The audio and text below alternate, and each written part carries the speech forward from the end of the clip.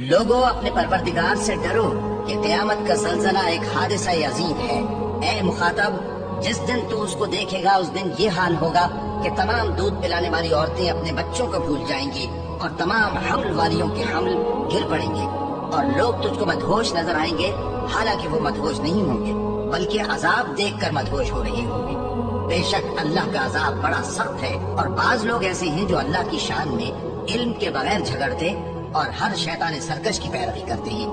جس کے بارے میں لکھ دیا گیا ہے کہ جو اسے دوست رکھے گا تو وہ اس کو گمراہ کر دے گا اور دوزخ کے عذاب کا رستہ دکھائے گا۔ لوگوں، اگر تم کو مرنے کے بعد جی اٹھنے میں کچھ شک ہو تو ہم نے تم کو پہلی بار بھی تو پیدا کیا تھا، یعنی ابتدا میں مٹی سے، پھر اس سے نطفہ بنا کر، پھر اس سے خون کا لوتھڑا بنا کر، پھر اس سے بوٹی بنا کر جس کی بناوٹ کامل بھی ہوتی ہے اور ناقص بھی، تاکہ تم پر اپنی خالقیت ظاہر کر دیں۔ اور ہم جس کو چاہتے ہیں ایک میعاد مقرر تک پیٹ میں ٹھہرائے رکھتے ہیں، پھر تم کو بچہ بنا کر نکالتے ہیں، پھر تم جوانی کو پہنچتے ہو، اور بعض قبل از پیری مر جاتے ہیں،